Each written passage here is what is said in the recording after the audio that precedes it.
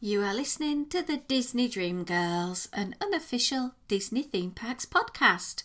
And this is show number 350 for Sunday, the 7th of February 2021. Where dreams begin. Well, hello and welcome. My name is Michelle Young, and together with my jolly good chum Jane Phipps, we are your guides to the place where dreams begin. Hello there, Jane. Hello there, Michelle, and how are we this week? Getting there. I'm getting there. I am still on this very long, slow, drawn-out, boring process of recovering from COVID. Whenever I try and be remotely energetic, and when I mean remotely energetic, I mean walk up a flight of stairs energetic, I need to lay down. I have tried to go out and have a little short walk, and unfortunately I've overdone it a couple of days and suffered for it. So it's very much as eat my way through Netflix and the cupboards, really. So slow and steady is going to be the order of the day then, Michelle. Incredibly. And then reality bit me the other day with the post that I put on the Disney Dream Girls podcast family page about Disney and their cruise packages and what they're expecting, what they're going to be doing, etc. The CDC put out some travellers' health notice, and I know by the time I go on my cruise in August it will have probably changed 57 times, but when you're reading through the guidelines from that and what the Canadian government are saying, I was planning to travel for the last week in August on my cruise. I would literally land back on the Tuesday and be in work on the Wednesday. That's not going to be able to happen with the current guidelines, and I think I'd be foolish at this stage of the game in February to think, all is going to be well in August, because let's face it, buddies, 6 months on, it ain't going to be back to normal.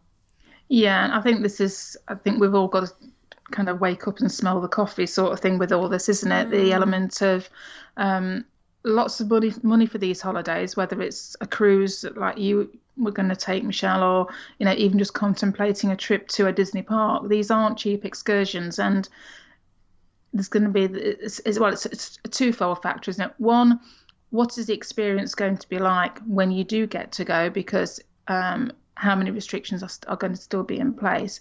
And then the knock-on effect is, what are going to be the restrictions when you come back to your own country, or even going into another country?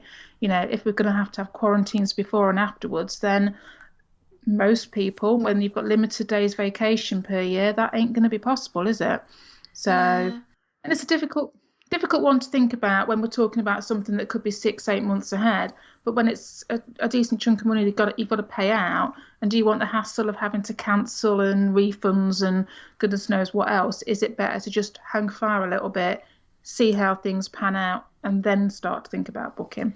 Yeah, Canada is saying all sorts of things about quarantine hotels and isolating and all sorts of things, and the cost of the quarantine hotels is $2,000. Wow. And I just sort of thought, do you know what? The cruise was going to be an incredibly expensive experience in the first place, and I don't want it. So I was going to wait for the 125% cancelling to move it to next year. But you know what? This damn cruise first got booked in 2018. Oh, wow. Of course it would have done, yeah. And it got moved from 2019 to 2020. 2020 got moved to 2021. I ain't moving it again. It's had enough. I'm sorry. I have got the utmost respect for my wonderful travel agent, Christine Sir of MEI, who has been an absolute darling with everything. Because she obviously doesn't get paid if I don't go. And I've just said to her, we will be going and we will be booking because you have been amazing. So that got cancelled off, and on the plus side, with me planning on moving, that money will probably buy me a new oven, which at the end of the day will bring my family a lot of baked treats rather than 7 days on a cruise ship with Mickey Mouse. Yeah, we'll have lots of Mickey-shaped baked treats then, Michelle, and then we'll all be happy. Oh, good God, yeah. Anyone who's going to the States who can find any more American Disney cookie cutters, please send my way. Oh, it's the simple things that will make us happy, isn't it? It is, my lovely. And while we're just talking about everybody in our Disney Dream Girls family, I just wanted to send out my best wishes to one or two people. I'm not going to name names. They know who they are, who are having a bit of a struggle at the moment, health-wise. And guys, you know that we're here for you. We're sending our love, prayers and pixie dust on to you for a speedy recovery. Absolutely. Right, lovey, I gather you've got some history. I have got some history, Michelle. So we're going to look at 2 dates, because you know how it is when you start looking at one date, you find other things as well, don't you? So we'll start with the 7th of February. We're going to go way back to 1940. And this was the premiere of Disney's second animated feature, which was... The one that was after Snow White. Correct, Michelle. It was Pinocchio. So this premiered at the Central Theatre in New York City. Can you believe it cost $2.6 million to make back in 1940? Jeez. That's a big chunk of money, isn't it? It is. And when you think about film budget now in comparison, yes, they're bigger, but exponentially they're not. Yeah. You know, you'd be looking at something like that maybe costing, maybe $1 billion now then. Ridiculous, isn't it? It's quite scary when you think back to when it was made, and say with it only being the second feature as well. But obviously playing on the back of Snow White and all the success that had. So they've got a good footing there to go from. So we're going to stick to the 1940s, and we're going to have a birthday. So this is 1947, and this is the birthday of Disney legend Wayne Anthony Alwyn, or Alwyn, or Alwine. I wonder how you pronounce that. Anyway, he was born over in Los Angeles, California, and is best known as being the third official voice of Mickey Mouse. And he was, of course, married to Russi Taylor, who was the voice of Minnie Mouse. Do you know, Michelle, who the other two voices were, by any chance? Walt Disney. Yeah, and the other guy was a guy called Jimmy McDonald, and it was Jimmy McDonald worked in sound effects, and that's where him and Wayne Allwine got together, and he became his understudy, his protege, or what I suppose you'd call it. It all came back from working in sound production, and that's how it got passed on from one person onto the other. Sadly, he did pass away back in 2009, but at least his voice will live on, and with all the animations, etc., that he's done, which is quite sweet, really. Yeah, and he gets to be up there with the boss because he's buried at the same place as Walt. Yeah, kind of rounds it all out, doesn't it? Apart from the fact that Forest Lawns is absolutely huge. Like in the UK, you go to a cemetery, you could probably walk around it in 5-10 minutes. You'd need a month to walk around Forest Lawn. Yeah, I think you need a map as well. Yeah. Moving on to February the 8th. So we have another birthday. This goes back to 1932, and I had to pick this one out because of the Star Wars connection. So this is the birthday for composer, conductor and pianist John Williams. And he was born in New York. So obviously Star Wars, Indiana Jones, 45 Academy Award nominations. So he is the second most nominated individual after Walt Disney. So another kind of full circle connection, I think you could say there. And then, of course, February the 8th, 2001, which means that it's going to be the 20th anniversary, is when Disney's California Adventure officially opened. Yeah, and a very, very strange time it is for DCA right now. Yeah, well, at least they've kind of got a little bit back open, and I think this, as we are releasing this, they should be back to outdoor dining again, I think. Been able to have a nice little something from Carthay Circle. Still don't see those biscuits on the menu though. Oh, they're not? No. That's just a travesty, Michelle, isn't it? I think we need to challenge our listenership. Get yourself down to Carthay Circle and see if they will make you the biscuits and then send us a picture. I thought you were going to say send them in the post then, Michelle, for a minute. Well, with the way that the US post system's working at the moment. Although saying that, I have recently sent some candies off to some lovely friends overseas, and I was so surprised, like, they got there in like 9-10 days. Yeah, I think it's a little bit like a Russian roulette with the postage system at the moment. Sometimes it works amazingly well, and other times not so much. Yeah. Is that it for the history? Yeah, that's our history for this week, yeah. Wonderful. And I gather because next weekend is going to be the weekend of l'amour, a little bit of française in there as we parle avec le génie, that we have got Valentine's treats available in Walt Disney World. Yeah, they're all starting to appear. And obviously a lot of these are of the sweet variety. There's no surprise there then, really, is there? No. And amazingly, I found 4 to look at, and 3 of them all come from the animal kingdom. Not something like that I'd have associated with Valentine's Day. I don't know why. Just didn't spring to mind as animal kingdom equals Valentine's Day. Well, I don't know, because look at all the animals. The animals have been having cuddle time all this time. True, undisturbed cuddle time, yeah. Well, interestingly, the first one I'm going to mention is called Can You Feel the Love Tonight Cupcake. So this is obviously with a Lion King vibe going on with it. It's a chocolate cake. It's got lots of buttercream on it, and at the top of it, it kind of comes in like a little pink wrapper, and it's got like some green buttercreamy fondant stuff on top, and then it's got some little heart shapes on top of that, and there's a little disc in the heart shapes which is of Nala and Simba, like with their heads sort of touching, so nose to nose, which is very sweet. Aww. But you can get this for $5.99. It's over at the Flame Tree Barbecue at Animal Kingdom. So it's a chocolate cake with a chocolate ganache filling and vanilla buttercream on top. It looks very scrummy, and it looks nice and chocolatey, and it's got little pale pink and red hearts all over it, because obviously it's Valentine's Day, so hearts have got to be there, haven't they? Yeah. Staying in Animal Kingdom, you can then go over to Dino Bites. This is one for you, Michelle. For $6.99, you can get a Valentine ice cream sandwich. So we've got strawberry ice cream between 2 chocolate cookies, and then it is rolled completely. There's so many of these blooming heart-shaped sprinkles on this ice cream sandwich you wouldn't believe.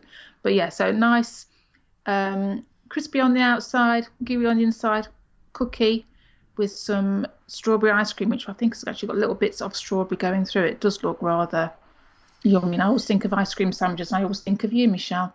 I know you like an ice cream sandwich, don't you? I do, but not in chocolate biscuit. I prefer the oatmeal raisin. I'm a bit of a fruity girl, Jane. You know that. Yeah. Well, the ice cream's fruity, so it might work, mightn't it? Staying with Animal Kingdom, go over to Creature Comforts, and they've actually got 2 offerings over there. They have and it's just simply called a Valentine's cupcake for $5.99. This is another chocolate-based cupcake. It comes in a nice little yellow wrapper. It's got some vanilla frosting on top with like a heart kind of shape on top, which kind of got like, it sounds daft, like zebra sort of patterns, but in pink and white. But the actual cake itself has got cherry filling in the middle of it, which does look quite nice. Reminds me a bit of a Black Forest Gatto, having that dark cherry sort of smooshed in between some chocolate. And then the other one they've got over there is a Valentine's brownie with a mousse dome for $5.49. So you've got your brownie and then some strawberry mousse on top with little Mickey ears in it. So it does look quite cute. It does look a bit Christmassy at the sort of time, because it's red and white, and so if it wasn't for the little heart sprinkles on it, you might think it was a Christmassy treat, but it does look nice and yummy, and it's brownie, so and then just one more, and that's going over to Disney Springs, where they've actually got a Valentine's Day Dole Whip. over Oh. at Marketplace Snacks for £5.49. So this is a swirl of Dole Whip strawberry and chocolate soft serve with chocolate dipped strawberry garnish. So it's literally, you've got your little cup and there's the blooming, they must have ordered 3 million tons of these heart-shaped sprinkles, because I tell you, they're on everything you look at. So round the edge of the glass is all these sprinkles, and then you've got this swirl of strawberry and chocolate whip in it. If you're not careful, you can't. The chocolate's quite a pale coloured chocolate, and then the strawberry's quite a dusky coloured strawberry. So at some shots, it looks like it's all one flavour, but it's obviously it's not. It's kind of swirled around. Then you've got a nice dark chocolate dipped strawberry stuck on top for you as well. Some nice little treats if you're out there. And obviously, it's going to be limited time, aren't they? So a good excuse to go and treat yourself to something if you're over there anywhere. Yeah. Can you pop some pictures on our blog, Jane? Of course I can for you, Michelle, no problem at all. Just making me think a little bit there about the treats that you were sort of talking about, Jane. When I go out and I sort of, go to the supermarket and I'm looking for a cake or thing, if I see a cupcake and it was, say, priced up at £4.50 from my local supermarket, I wouldn't pay that for it. No, so it's that Disney difference, isn't it? That you'll think, oh, $6. Oh, yeah, I'll have a cupcake at $6, but we'd never pay that in a shop. I know, it's funny, isn't it? But then again, most of the cupcakes that you're getting in Disney are more than just a straightforward sponge with a bit of something on top. Because I object to paying for that. But, when you've got something inside or you've got an extra bit of something on top or whatever, then it kind of brings more to it. And you say a lot of it is the presentation, a lot of it is how it's presented to you in the wrappers, etc. And at the end of the day, you're in a theme park and type of environment, you're a captive audience. And the fact that I'll pay a little bit extra to sit and eat a cupcake in Animal Kingdom, looking at Everest, much more than I would do for picking something up from a supermarket over here that I'm only going to bring home and sit in my back garden and eat. Oh, just think that if it was $6 and we got the Everest view with it. Oh, I'm there. Yeah. Oh, I miss it so much. Well, I'm going to take a break from food for the moment, but I do have another food feature that I do want to talk about myself in a bit. But a couple of our lovely listeners, our friends and family, are going over to Walt Disney World, and they're going to be there for 4 days. And we literally have 3 sets of friends who are all there within a month of each other. Wow. And I've been quite inquisitive with them about the plans. I don't know, at times they might have felt like I was interrogating them and that they perhaps had perpetrated a crime, because it was like, well, why did you choose that park first? And why didn't you do that one? And why did you choose that afterwards? And it was purely because I had this idea in the back of my mind to have this discussion and share it, because when we get to go, we normally have the luxury of time. We have 14 days, and it's very easy to put in those 14 days, several trips to each theme park, especially when you can now utilise the park hopper, and us in the UK get it free on our tickets anyway. Yeah. So it got me thinking, so if you had to have a trip where you could only have 4 days, would you do a park a day?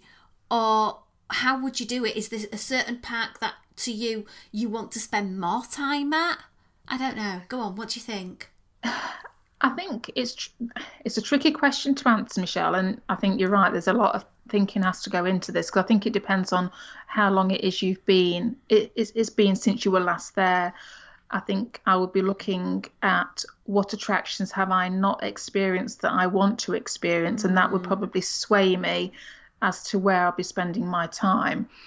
My heart always goes to Magic Kingdom, and that is always the park that I want to spend the most time in, just because I'm a big old softie, and that's the original part. It feels more quintessentially Disney to me, more original, or whatever you want to call it.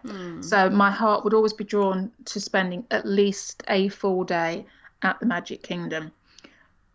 Looking at it at the moment, obviously for my particular family, the focus would be getting on Rise of Resistance and getting into Galaxy's Edge.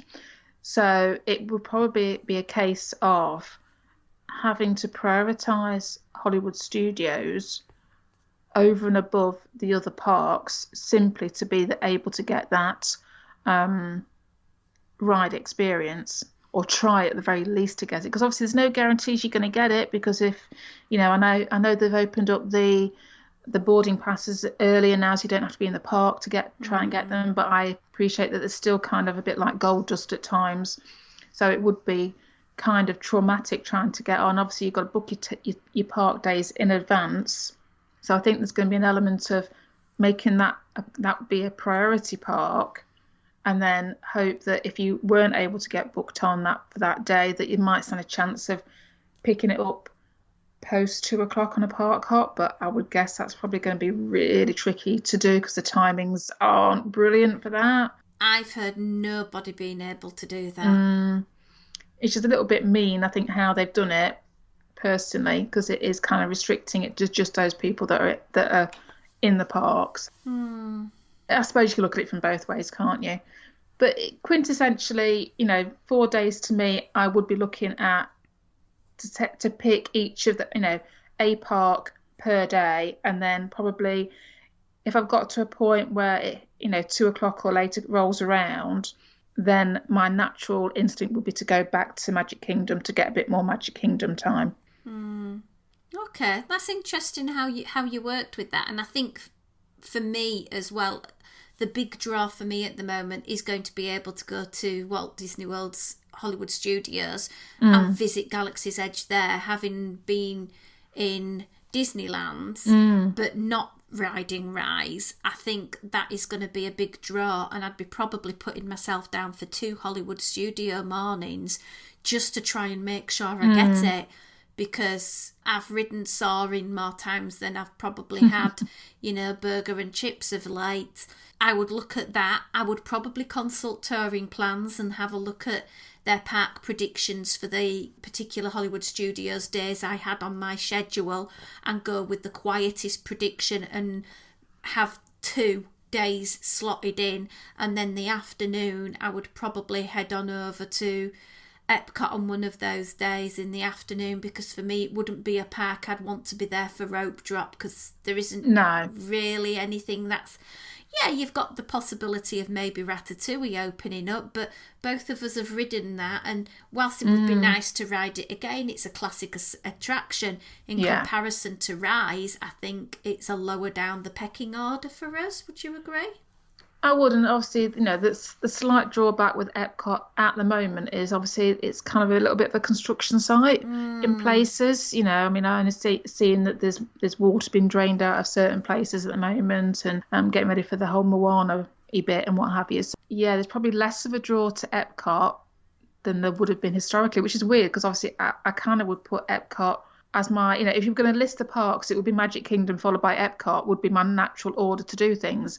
But I think at the moment Epcot gets pushed down the list simply because of it being so under construction. No, I agree with that. I'd probably want to start my morning at Animal Kingdom on one of the other days, because it gets so searingly hot in the afternoon. Obviously, February, it's a bit different to August. But I'd like to do Animal Kingdom and then disappear off from there, because I've only ever managed a full day at Animal Kingdom maybe once or twice, because I just find it such a draining park, because you have so much more walking to do, and it is, it is a good 10 degrees hotter there, let's be honest. And then obviously start the day in the Magic Kingdom. Yeah, it's got to be done. Our friend Anthony Markham will be popping on over to Walt Disney World shortly, and he's going to go and do a bit of a trip challenge, trip report type thing. He doesn't know it yet. Sorry, Anthony.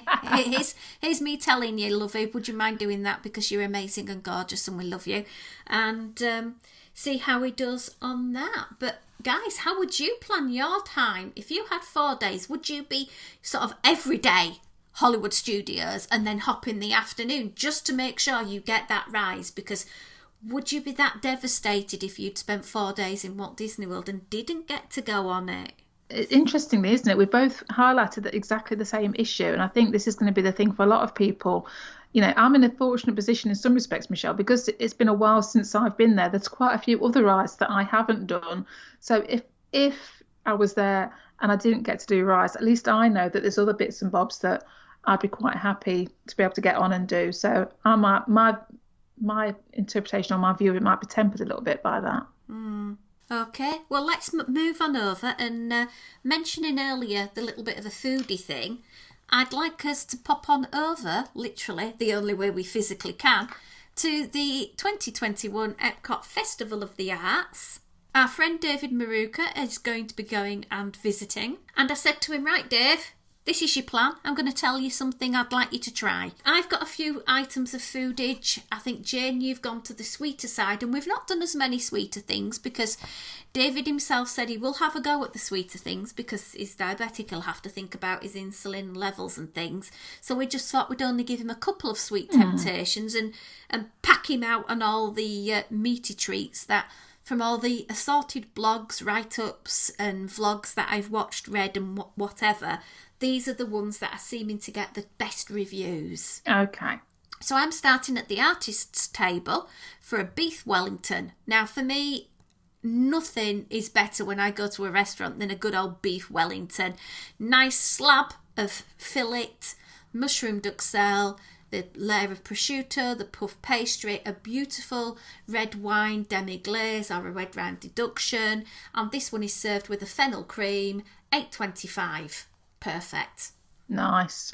And then the next one, I'll be hopping him down to Cuisine Classique and keeping with the meat theme here, Jane, because, you know, protein's good for a big growing boy like you, David. We thought of the red wine braised beef short rib with parsnip puree, broccolini. You see, I'm even getting in his 5 a day on this one. Getting a bit of veg in, yeah. Yeah, baby tomatoes and aged balsamic at $8. Not bad. Now, I've kept it keto pretty well with this one, to be quite honest, with the pastry sort of sneaking in a little bit not quite appropriate. And I've gone to France next for L'Art de la Cuisine Française. What is it with French this week, Michelle? For the crème de la brie en petit pain, which is basically a block of warm creamy brie in a house-made bread bowl. That is me in a cup, in a bowl, in a delightful manner, dipping and tearing the bread into the brie, wandering around World Showcase. I'd just need a big dollop of cranberry and I'd be the happiest girl in the whole world. That's proper comfort food, that, innit? It is. And I thought of David enjoying that. What about you, Janie? Were you wanting to go and visit Italy, Jane? And they've got a bomboloni, I don't know. I'm not as good as you at the pronunciations of foreign languages. This is a cream-filled Italian donut with raspberry sauce and powdered sugar. Again, it's not cheap though, it's $11. So I'm hoping it's a good size for that. But I thought donut, but cream-filled. I thought, I'm kind of imagining the tartness of the cream against the sweetness of the dough, is what I'm thinking in my little head. But, you know, kind of, this is a little homage to you, Michelle, because I know how much you like your macarons. So if we go a little bit further from Italy, go to France, they do the trio de macaron. So this is 3 house-made macarons in a little gift box as well. So you got like a little something afterwards. But I always think of you when I think of macarons. So I thought that would be quite a nice one. And as is 3, you could always, you know, make them last. So you get little treats rather than one big treat if you wanted to. Or you could share them, Michelle. And then, I know I said the S word, but David could share them and then you wouldn't have to be feeling too guilty about having too much sweet stuff. Well, I'll share with you. Oh, there you go then. I won't share with my husband. I've been baking the most amazing pecan chocolate chip cookies and I've had to hide them because I've got 3 monsters in the house that devour anything with any sugar in. So I want to savour these. So I'll save you one, Jane. Oh, thank you. That's because I love you. I'll put it in the freezer for me by the time we can next meet up. Well, probably so. Although it might even be out of date by then, the way things are going, chick. So, yeah. Okay, last thing we've got really for everyone this week is we had a bit of fun on the family page this week by saying Mickey Mouse is going to be delivering you some dining what piece of Mickey Mouse food have you been missing? And we've had some very interesting comments, and you can quite easily tell who are the Disneylanders and who are the Walt Disney World people because of their choice of foods. So Hallie Warren has said she wants the ham and turkey Monte Cristo. Okay, yeah. Stacey Manganiello has said the chicken parmigiana from Mama Melrose, which I have actually tried, and I do agree with her. It is particularly decadently delicious. Our lovely friend Dory, pushing the limits as usual. She's wanting to have a 3-course meal at Club 33. And I think seems she's inviting us all to join her at that point. So, yeah. I would have thought so, Michelle, because it would be extremely rude of Dory not to have us all there with her, wouldn't it, really? Yeah, I can see us with her husband, having a little bit of a chin wag, looking out the window, seeing all the high polloi below. Love it. Jodie Walker has said sushi from California Grill and a No Way Jose from Beaches and Cream from Hubby. I like her thoughts on this one. So Hubby goes and eats in one place and we get to enjoy the sushi with Jodie. This is true. Divide and conquer, the women from the men. Yeah, although I would like the No Way Jose above the sushi because that No Way Jose is amazing. And I know you probably wouldn't agree because it's peanut butter. Well, yeah, but I can find something on the menu there to eat. Well, I'm sure you'd struggle through. Yeah, I'll take one for the team and all that. Yeah. A fair few people have said the Sanar bread service is going to be their choice. So our friend Mindy Wheatley Ussery said that one. Marla Chan said that one. A lot of people love that bread service over there. And it is particularly decadent. But when you live in an area where, they are famous for their naan bread like I do, it's something I eat like most people would every day. So it's difficult, isn't it? Yeah. Yeah. AJ Mills has said she's wanting the ribs and bacon with macaroni fries from Flame Tree Barbecue. Susan Kelly is again visiting Disneyland's Club 33 and she's having the filet mignon and short beef ribs. Nice. Eva Williams Frank, she's also in Club 33. You see, all these people we know who can get us in, Jane. Right, and we're in. She visited in 2019 and she enjoyed anything on the Italian menu there. Deborah Wolfe is going on Carbolicious, Icinglicious, Mountainous, breakfast at Garden Grill for the Cinnamon Roll Mountain. Can't falter. Anna, Diane Parker agrees with her there. Debbie McAveely has said the Monte Cristo, and she will also have the pommes frites, which, oh my word. You couldn't think you could improve chips until they invented garlic and cheese. Nikki Lawrence is going with steak and cocktails from Steakhouse 55. Nice. Very nice. Can't beat that. Although I did make the bad choice of the first time I ate at Steakhouse 55 was ordering fish. Who in their right minds goes to a steakhouse and orders fish? It was like my grandparents when we used to go to the Indian takeaway, bless them, and they used to have an omelette. I'm going to say the clue was in the name, Michelle. I know. Wendy Cooper is going over to Club 33 for their chocolate dip macarons and creme brulee, and she's also wanting a Chateaubriand as well. There's a lot of thought gone into some of these, Michelle. I know. Catherine Hall Wong is wanting some pappardelle pasta with lamb medallions from Cathay Circle. Although she would say if she's going to slum it a little bit and the budget was a bit tight, she'd probably go to Jolly Holiday for a grilled cheese and tomato soup. You see, kind of the grilled cheese and tomato soup is kind of, it's tagging into that sort of comforty, wholesome food that, is just right at this time of year. Yeah. George Turner is saying the honey coriander chicken wings from Ohana, which are particularly good. Oh, okay. Diane Parker, breakfast at Crystal Palace. There you go, yeah. And she also says sushi from Cali Grill. So she'll be obviously joining us and Jodie by the sounds of it. Last but not least, Erin Castillo has said Steakhouse 55. She wants to start with their wedge salad, lobster bisque, lamb and dessert and a cocktail that has a glow cube. if we're going to make her have something in the theme park, she's spent hours obviously thinking of this answer. She's wanting the Cajun meatloaf from Front Market that is no longer available, a mint julep, the new formula, not the old. She wants mashed potatoes and some kind of dessert. I like how some of these are quite specific to years gone by and things that are no longer happening. I know. Well, the thing is with Disneyland, you can't really blame people with there because it's not open. No, true. But there's some very delightful things there, Janie. What would you be having Mickey Mouse pop round in his old little minimobile to deliver you? You know what? I hadn't really given. I was so intrigued reading everybody else's responses that I've not really given it much thought myself, which is very bad as a co-host of a podcast that's asking the question. But I was thinking, I'd just like to be able to go and have something from each of the World Showcases. Instead of having one thing, you want 11. Yeah. And you've got a problem with that, Michelle? No, I'd be with you, love. That's perfectly fine by me. Because then you could just have you'd have a plethora of styles and varieties to choose from, wouldn't you? And maybe we could walk in between and have a few attractions and basically spend the day at Epcot rather than Mickey bringing it to us.